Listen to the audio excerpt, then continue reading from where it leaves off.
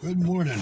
Um, let's move up in the time frame here after child loss to like year and a half, and at that point, for most of us, you've gone back to work and you're kind of functioning. Although a lot of times your heart and soul ain't in it, but you're still starting to do it. And but maybe you're still holding off from social engagements or sports or things like that. For your relaxing time, or you haven't done stuff that you used to do all the time, but you haven't done it now since your loss. You're supposed to live, and there's a lot of reasons why you're supposed to live. For some of us, like when Waylon was killed, I had a young daughter, and she was kind of the reason. Um, you have a husband, you have a wife, or other family members. You can't expect them to try to heal if they're not seeing you try to heal. Because as a father or a mother, you are a leader in that position, an influencer as to what they should do.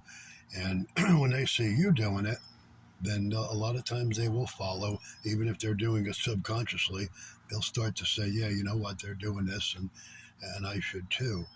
Um, it's there's just you owe it to yourself to live your life, um, and you have to try. I know it's difficult. I know it's difficult. And as I've said before, it was 3 years before I really felt like I was back on track with that.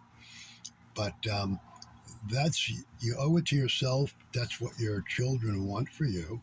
The one you lost is to go on and live your life. And a real close friend of mine said one time, he goes, when you're born, you get a life.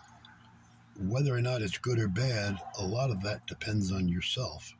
And it does. I mean, we couldn't prevent what happened to our kids. That just happened. Um, but we can adjust our attitude to it to where we can have a good life again. I consider myself having a very good life right now. I do all the things I did, and hopefully you will too. And I have my days, and like it's you're gonna have your moments, your days, but but that has to be limited so that you can do what you're doing and work. Going back to work, going back to going fishing or hunting or whatever you do, to the races or whatever you like. That's the thing to do. Um, and the other thing is you owe your recovery to the people around you that care for you. Maybe that's at your job or a club you belong to or something. Um, they want you to recover. Everybody wants you to recover. It's it's not a way to live, and I know people that are many years into this that do nothing. That do nothing, and it takes a big step. If since your kid died, you haven't been able to go bowling again, but it takes effort to just say, okay, I'm doing this one time, and a good attitude to do that with is, if it doesn't work, I'll just turn around and walk out. I'm not imprisoned in the bowling alley. Um, but yeah, get back to it, folks. Get back to it. As I always say, I'm not telling you what to do. I'm just telling you what I did, what I've seen hundreds of others do, and the fact that it does work. Okay?